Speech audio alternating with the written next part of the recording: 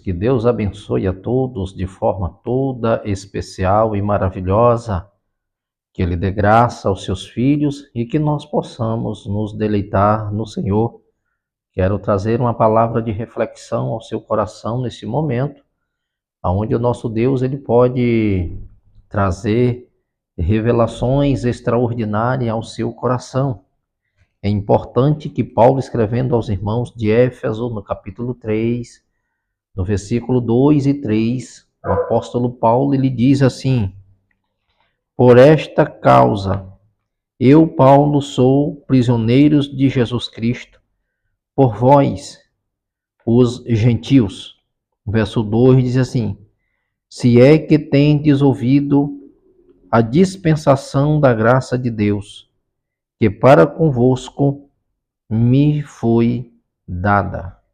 Paulo ele traz uma revelação muito especial para os irmãos de Éfeso, mostrando aqui a importância daqueles que submetem ao senhorio de Cristo para servir ao Senhor com alegria. Paulo não encarava o ministério apostólico como algo que fosse tão pesado a ele, a ponto dele não levar a sério o seu chamado. Paulo ele diz que por esta causa eu, Paulo, sou prisioneiro de Jesus Cristo por vós. Que causa é essa? Eu sempre gosto de fazer essas perguntas até para que nós venhamos compreender o propósito do chamado de Deus. Quando Paulo diz, por esta causa eu sou prisioneiro de Cristo, ele está falando pela causa do Evangelho. Ele está falando justamente aquilo que ele foi chamado. Ele foi chamado por Deus para servir ao Senhor, para pregar o Evangelho, para abrir igrejas, para discipular pessoas, para habilitar pessoas nesse caminho. E Paulo diz, por esta causa, eu, Paulo, sou prisioneiro. Eu não estou aqui fazendo simplesmente o que quero, mas eu estou aqui fazendo o que o próprio Deus tem determinado no meu coração para que faça. E ele não fazia isso com pesar, ele fazia isso com muita alegria no seu coração, porque ele sabia a responsabilidade que estava sobre ele, a ponto do apóstolo Paulo dizer que ai de mim se não pregar o evangelho. O que Paulo está dizendo é que foi imposto sobre ele esta obrigação, esta responsabilidade, esse dever. E como ele recebeu do próprio Cristo esta incumbência, ele estava agora disposto a servir ao Senhor, e ele diz, por esta causa, pela causa do Evangelho, eu me tornei prisioneiro de Cristo e por vós. O que Paulo está falando aqui claramente é que uma vez que ele foi habilitado por Deus para pregar o Evangelho, ele não estava ali para fazer a sua vontade. Ele não estava ali para fazer o que queria. Ele não estava ali simplesmente para cumprir uma função. Ele estava ali inteiramente comprometido com a obra de Cristo e com a pregação do Evangelho. É por isso que ele diz que se tornou prisioneiro de Jesus Cristo por vós, os gentios. O meu papel aqui é cumprir o propósito de Cristo. E para cumprir o propósito de Cristo, eu estou aqui discipulando-os, ensinando-os, instruindo-os para que vocês compreendam o verdadeiro sentido de servir ao Senhor. O verdadeiro significado do que é servir a Deus. E outra coisa que ele fala aqui no versículo 2, se é que tendes ouvido a dispensação da graça de Deus, que para convosco me foi dada.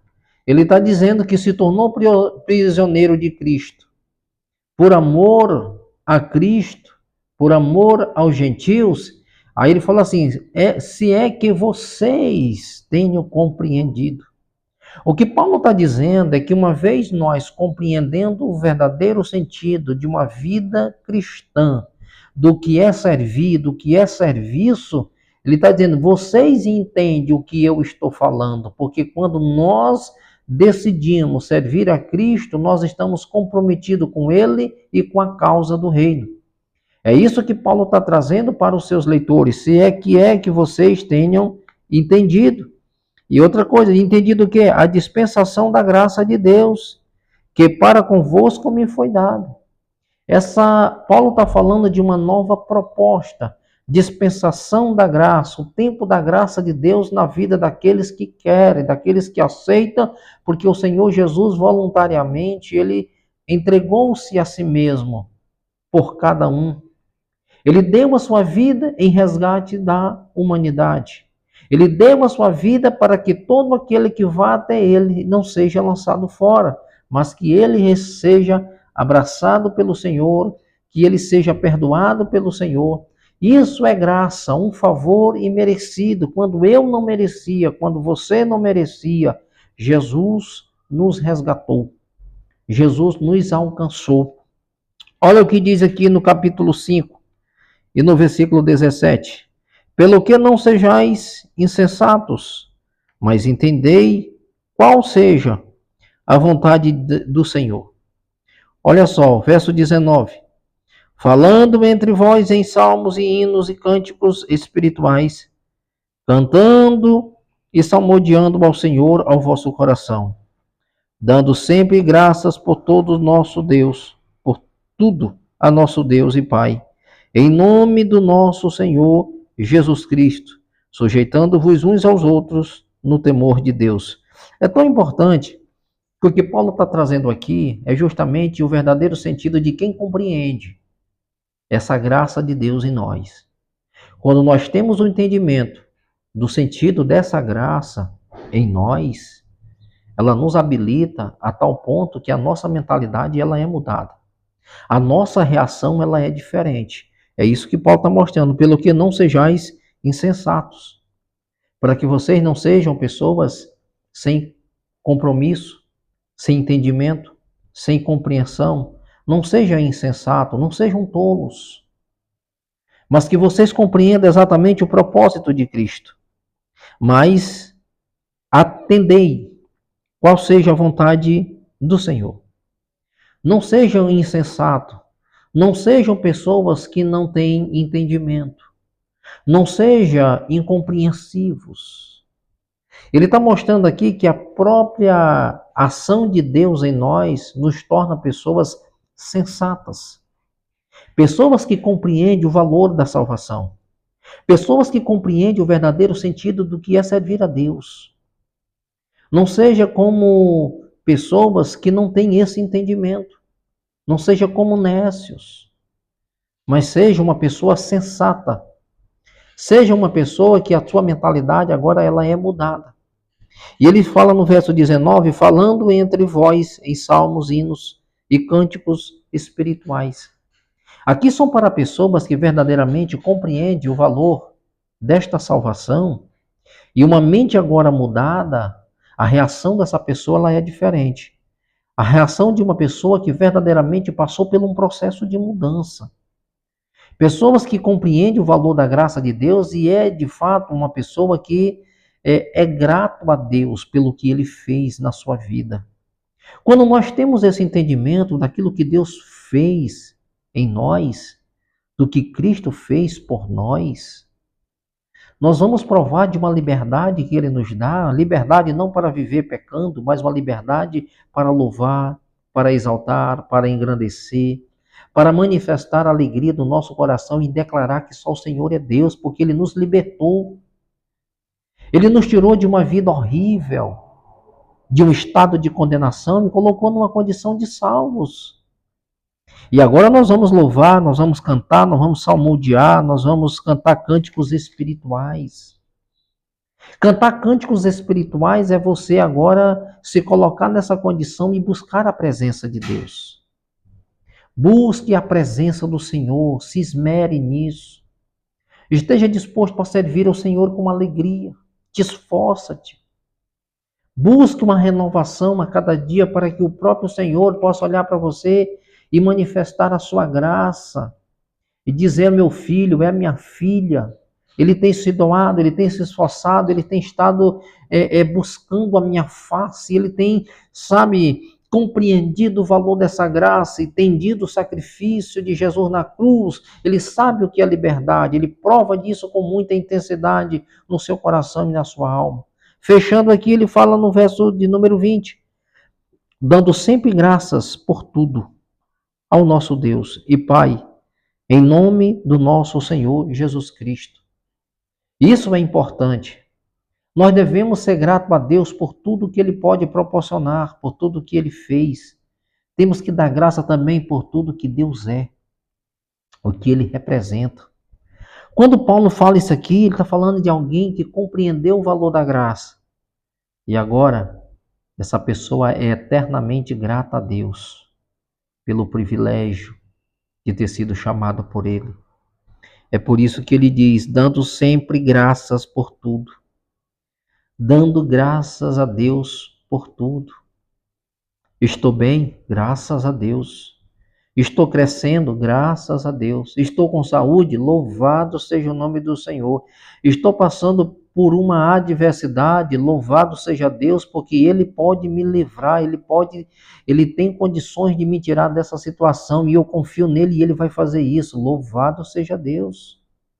Isso é uma pessoa de um coração grato a Deus, que em tudo essa pessoa louva a Deus.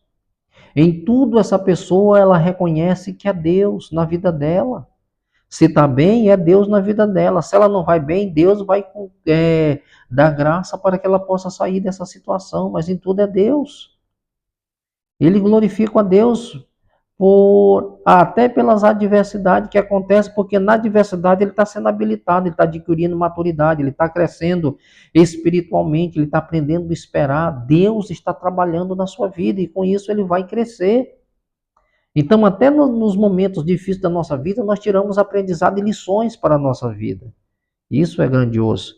E ele fala aqui no versículo 21, sujeitando-vos uns aos outros no temor do Senhor. Sujeitando-vos uns aos outros no temor. Essa sujeição aqui não é humilhação, mas é essa sujeição, onde ele está mostrando claramente aqui, nós devemos nos sujeitar. Você está sujeito a receber ordem, está debaixo de comando, de autoridade. O importante é que você faça isso com amor.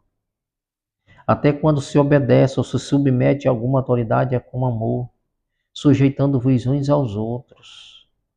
Eu estou aqui, mas tem alguém que está acima de mim no que se diz respeito a uma autoridade espiritual.